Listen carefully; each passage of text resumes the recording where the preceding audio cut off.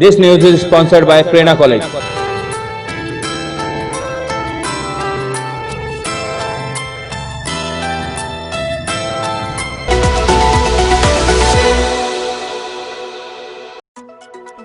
गंज थाना क्षेत्र के काजीपुरा इलाके में पुलिस ने 3 बदमाशों को 2 पिस्टल और 18 जिंदा कारतूस के साथ गिरफ्तार किया। आशु स्वीट के आशु गुप्ता जी ने अजमेर शहर वासियों को रक्षाबंधन की बधाइयां दी। जो लोग अफवाह फैला रहे हैं लॉकडाउन को लेकर उन पर कार्रवाई की जाएगी, कहा जिला पुलिस कप्तान ने। बिजली बिल को लेकर पुष्कर के ग्रामीणों ने दिया एसपी को ज्ञापन। एसपी साहब ने बकरीद ईद पर दिए दिशा निर्देश। नागौर के पीलवा थाने के ग्रामीण शुक्रवार को आईजी से मिलने पहुंचे। गंज थाना क्षेत्र के काजीपुरा इलाके में पुलिस ने 3 बदमाशों को 2 पिस्टल और 18 जिंदा कारतूस के साथ गिरफ्तार किया है। बताया जा रहा है कि ये तीनों बदमाश किसी बड़ी योजना बनाने में लगे थे, लेकिन इससे पहले ही वे पुलिस के हत्थे चढ़ गए। कल हमारे एसपी साहब के निर्देशन में और डीएसटी टीम के सहयोग से पुलिस थाना गंज की पुलिस ने 2 व्यक्तियों को अरेस्ट किया है और उनसे हमने 2 पिस्टल, 18 राउंड्स और 1 देसी कट्टा बरामद किया है। डीएसटी की सूचना पे ही नसीराबाद पुलिस ने कार्रवाई करते हुए एक व्यक्ति को गिरफ्तार किया है, जिसके पास से भी एक कट्टा मिला। कौन है आरोपी? तीनों कहाँ के रहने वाले? इसमें 2 आरोपी गंज थाने के हैं और एक नसीराबाद का। सर, कोई वारदात करने वाले थे जो इनके पास हथियार बरामद हुए? कोई वारदात करने वाले थे कि इनके पास हथियारों की सूचना हमें मिली थी, उसके ऊपर हमने ही डाले थे। इन्हें कहाँ से हिरासत? इन्हें हमने 2 को गंज थाना क्षेत्र से हिरासत में लिया है और 1 को नसीराबाद क्षेत्र से। कोई मामला दर्ज है? हाँ, एक के खिलाफ एनडीपीएस में मामला दर्ज था, तो उसे भी हमने अरेस्ट किया। क्या है नाम इनके तीनों के? इसके नाम है, एक का रणजीत सिंह नाम है, एक विजय बांसपोड़ है और एक शाहरुख है। आशु स्वीट्स के आशु गुप्ता जी ने अजमेर शहर वासियों को रक्षाबंधन की बधाइयां दी। मैं आशु गुप्ता, आशु स्वीट्स प्रकाश और नगरा व आशु स्वीट्स तारागढ़ रोड अजमेर की ओर से अजमेर के सभी शहरवासियों को रक्षाबंधन की हार्दिक शुभकामनाएं देता हूँ। कोविड-19 महामारी ने संपूर्ण विश्व को प्रतिकूल रूप से प्रभावित किया है एवं सुरक्षा के कठोर कदम उठाने के लिए विवश किया है। एक जिम्मेदार एवं अनुशासित भारतीय नागरिक व व्यवसायी होने के नाते हमने भी अपने प्रतिष्ठानों पर सभी सुरक्षा संबंधी निवारक कदम उठाए हैं। प्रतिष्ठान में मिठाइयाँ एवं अन्य व्यंजन बनाते वक्त सभी सुरक्षा मानकों का अनुसरण व पालन किया जा रहा है, क्योंकि हमारी प्राथमिकता आपका स्वास्थ्य एवं सुरक्षा है। रक्षाबंधन के इस शुभ अवसर पर हमारे यहाँ कुशल कारीगरों द्वारा हमारी देखरेख में शुद्धता एवं स्वच्छता के साथ शुद्ध देसी घी से निर्मित पनीर व रबड़ी के घेवर, मालपुआ, काजू पिस्ता बादाम से निर्मित स्वादिष्ट मिठाइयाँ बनाई जा रही हैं। अब तक जो आपका स्नेह एवं आशीर्वाद हमें प्राप्त हुआ है, हमें विश्वास है कि वही स्नेह भविष्य में भी बना रहेगा। हम परमपिता परमेश्वर से प्रार्थना करते हैं कि आप सभी परिवारजन के साथ स्वस्थ एवं प्रसन्न रहें। आशु गुप्ता, आशु स्वीट्स प्रकाश रोड नगरा व आशु स्वीट्स तारागढ़ रोड अजमेर। अजमेर में चल रही लॉकडाउन की अफवाहों को लेकर जिला पुलिस कप्तान कुंवर राष्ट्रदीप ने इस सिरे से खारिज कर दिया है। उन्होंने कहा कि लॉकडाउन लगाने का कोई भी निर्णय नहीं लिया गया है और जो भी इस तरह की अफवाह फैलाएगा उसके खिलाफ सख्त से सख्त कार्रवाई की जाएगी। देखिए, मैंने कल ये वीडियो देखा था। ये अजमेर का नहीं है, जिसमें उसमें जो अधिकारी दिख रहे हैं, जो कि चेहरा मास्क से कवर है, तो पता नहीं चल रहा है वो कौन अधिकारी है। निश्चित रूप से कोई प्रशासनिक अधिकारी है वो, लेकिन वो किस जिले के हैं और किस राज्य के हैं, दोनों ही बातें स्पष्ट नहीं है। मैं ये बिल्कुल स्पष्ट कर देना चाहता हूँ कि अजमेर में ऐसा कोई भी निर्देश जारी नहीं किया गया है। अजमेर में कोई 1 से 4 तारीख तक लॉकडाउन लगाने जैसी कोई भी बात नहीं है। यदि ऐसा कोई भी गतिविधि ऐसी होगी, ऐसा कोई ऑर्डर जारी होने वाला होगा, तो बाकायदा मीडिया के मार्फत कलेक्टर साहब के द्वारा सभी को सूचित किया जाएगा, ताकि लोगों को स्पष्ट रूप से पता रहे कि अजमेर में आगे क्या व्यवस्थाएं होने वाली है। ऐसे किसी भी वायरल हो रहे वीडियो पर जरा भी ध्यान नहीं दें। ये अफवाहें हैं, इन पर ध्यान देने की जगह आप अपने जो भी आपके आसपास अधिकारी हों या ऑफिसर्स हों, वहाँ जाकर के कंफर्म करें कि जो बातें आपके नॉलेज में आ रही हैं वो सही हैं या गलत। Thank you sir.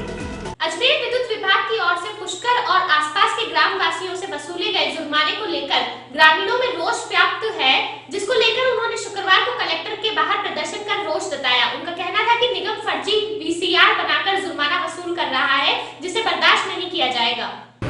आज ये हमारे पुष्कर जो अपना विद्युत विभाग द्वारा जिस प्रकार से पुष्कर के आसपास की जो ग्राम पंचायत है और जो आसपास के गांव हैं, ग्राम पंचायत कानस, देवनगर, तिलोरा, भगवानपुरा, इसके जो समस्त गांव है, किशनपुरा, घोवड़िया, इन सब किसानों के साथ में जिस प्रकार से बिजली विभाग द्वारा मनमाफिक तरीके से फर्जी VCR भर करके और इन किसानों की जो बंद पड़े कुएं उसके ऊपर भी उनको जो डोरी वगैरह जब्त करके और फर्जी तरीके से उनकी फोटोग्राफी करके और मनमाफिक रूप से लाखों रुपए का जो जुर्माना वसूल किया जा रहा है, उसका हम सब विरोध करने के लिए जिला कलेक्टर महोदय को, आसपास के पुष्कर के जो 5 सरपंच महोदय, ये सब लोग मिलकर के और मुख्यमंत्री के नाम ज्ञापन दे रहे हैं, बिजली मंत्री को ज्ञापन देंगे और जिला कलेक्टर महोदय को कहेंगे कि जिस प्रकार से बिजली विभाग ने मनमाफिक तरीके से पुष्कर के किसानों के साथ अन्याय किया जा रहा है, इसको सहन नहीं किया जाएगा। अगर जल्दी ही इस पे कार्रवाई नहीं की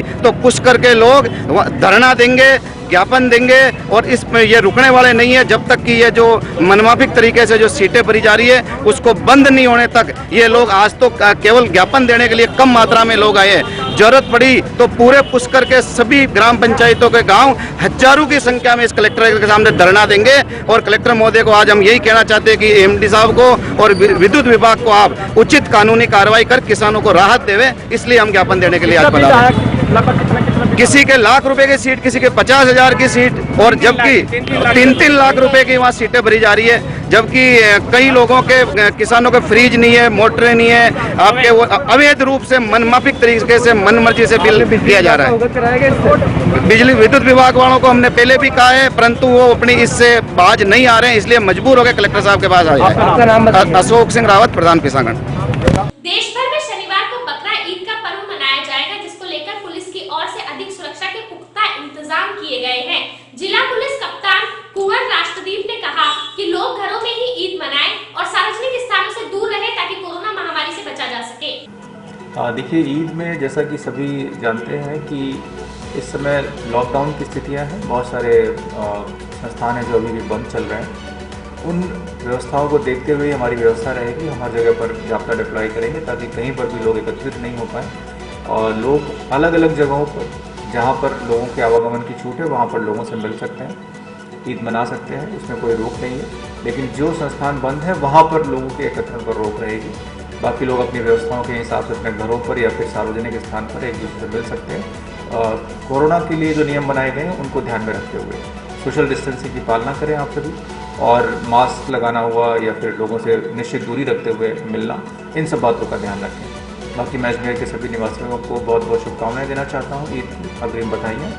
और अजमेर हमेशा से ही मिली जुली संस्कृति के लिए जाना जाता रहा है। हमने हमेशा ही पिछले कई वर्षों में लोगों को दिखाया है कि किस तरह से अजमेर में लोग एक दूसरे के साथ मिलजुल कर रहते हैं। और मैं बधाई देता हूँ हमारे अजमेर के निवासियों के लिए कि उन्होंने एक बहुत ही अच्छा उदाहरण प्रस्तुत किया लोगों के सामने। मैं उम्मीद करता हूँ कि आगे भी वो इसी तरह से एक मिली जुली सभ्यता और मिली जुली संस्कृति के रूप में लोगों को ऐसे ही मैसेज देते रहेंगे और अच्छे से अपना एक उदाहरण प्रस्तुत करते हैं। आप सभी को ईद की बहुत बहुत। अगर कोई उल्लंघन करता है तो देखिए, नियमानुसार जब भी कहीं कोई उल्लंघन करेगा, कोविड के जो नियम हैं उनके विरुद्ध जो उचित कार्रवाई बनती है वो कार्रवाई की जाएगी।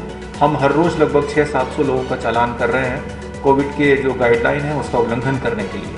मैं सभी अजमेर के हमारे साथियों से अपील करना चाहूँगा कि लगातार पिछले कई महीनों से सरकार की तरफ से जो भी स्वयंसेवी संस्थाएं उनकी तरफ से और प्रशासकों द्वारा बार बार ये कहा जा रहा है कि कोविड के नियमों की पालना करें, इसलिए आपकी सुरक्षा के लिए बहुत ज़रूरी है। जो लोग पालन नहीं कर रहे हैं उन लोगों के चालान हो रहे हैं, जो कि दिखाता है कि कई लोग अभी भी इन नियमों के प्रति जागरूक नहीं हैं। और मैं आप सबसे रिक्वेस्ट करूंगा कि नियमों की पालना करें ताकि हमें चालान जैसी किसी भी कठोर गतिविधि में नहीं जाना पड़े, हमें कोई ऐसे कठोर कदम नहीं उठाए। सोशल मीडिया पे ना लॉकडाउन। नागौर के पीलवा थाने के ग्रामीण शुक्रवार को IG से मिलने पहुंचे। उनका कहना था कि कुछ दिन पहले 2 बदमाशों ने उनके पिता की हत्या कर दी, लेकिन पुलिस आरोपियों के खिलाफ कोई कार्रवाई नहीं कर रही और पुलिस की मिलीभगत से ही आरोपी आज खुलेआम घूम रहे हैं। 8 तारीख को है, बस्सी का मामला है, ये पुलिस थाना पीलवा द्वारा मामला है। हमारे मामा जी को 8 तारीख को 2 लड़के आए थे, राजूनाथ और विश्रामनाथ, वो खेत की बाढ़ करने के बहाने घर से ले गए थे। सुबह 11 बजे राजूनाथ की माँ आके बोली कि तेरे पिताजी वहाँ खेत में पड़े हैं, लाओ तो ले आओ, नहीं तो अन्यथा लाश भी नहीं मिलेगी आपको। फिर हम जाके देखे तो हमारे पिताजी की हत्या हो गई थी। पुलिस थाना पीड़ित थानाधिकारी द्वारा लाश को बाजवास पोस्टमार्टम पर भेजा। वहाँ जाने के बाद में हमने पता किया तो मामला 174 में दर्ज कर लिया गया। जो हमारे पास फुटेज और फोटो हैं जो हमारे मामा जी की हत्या हुई थी, हमने पुलिस अधीक्षक साहब के सामने, थानादार जी के सामने गुहार भी लगाई। सर ये मामला पीलवा थाना, पुलिस थाना पीलवा, मैंने जाके बोला कि मामला ये हत्या का है सर जी, आप 174 में क्यों दर्ज कर रहे हो इसको, क्यों नहीं, आपको क्या पता ये तो कीड़े मकोड़ों का खाया हुआ है। मैं कहा सर मैं खुद एक निजी डॉक्टर हूँ, मेरे को पता है इस चीज़ का कि ये मामला मर्डर और हत्या का है। फिर उन्होंने हमारी कोई तरह की सुनवाई नहीं की, कोई कार्रवाई नहीं की। फिर हमने नागौर एसपी सविता धनखड़ जी के समक्ष बच्चों को मैंने पेश किया। फिर हमारी गुहार वहाँ लगाई, उन्होंने बोला कि हम मामले को देख रहे हैं और थानेदार जी को अवगत करा रहे हैं। थानेदार जी को अवगत कराने के बाद में हम वापस पीलवा थाने गए तो उन्होंने बोला नहीं मैं मेरी कार्रवाई कर रहा हूँ। फिर उन्होंने 302 का मुकदमा था वो नहीं किया, 174 में ही रखा। फिर मैंने डिप्टी साहब मकराना के सामने बच्चों को पेश किया। वहाँ करने के बाद में उन्होंने भी इतनी हमारी कोई सुनवाई नहीं हुई। उसके बाद मैंने कोर्ट का सहारा लिया, कोर्ट द्वारा 302 का मैंने मुकदमा दर्ज करवाया। 24 तारीख को मुकदमा दर्ज हुआ। उस मामले में अभी तक कोई कार्रवाई नहीं है। जो खुले घूम रहे हैं और बच्चों को धमकियाँ वो दे रहे हैं। आज किससे मिला, आज कौन सा अधिकारी? आज हम आईजी से मिले सर। आईजी को हमने अवगत कराया कि हमारा जो भी काम है आप संतुष्टि से देके, तसल्ली देके, हमारे पास फुटेज है जो हत्या की हुई। राजूनाथ और विश्रामनाथ खुले हम हमारे बच्चों को धमकियाँ दे रहे हैं। जो मामा जी के घर से हैं वो भी ब्लाइंड है और अंधे हैं सर। ये पूरा मामला है सर, हम इसलिए आज अजमेर आए हैं। ठीक है आपका नाम? तो आई साहब ने क्या आश्वासन दिया? बोला कि ठीक है हम देख रहे हैं सर, अब हम एसपी साहब से बात करते हैं, क्या मामला पूरा अवगत कराते हैं आप। क्या नाम है आपके मामा जी के? सुजानाथ जी सर। कौन सा काम का? बस्सी। आपका नाम? सर मेरा नाम सोहन नाथ है। क्या लगते हो आप? मैं भाणेज हूँ उनका, वो मेरे मामा जी थे।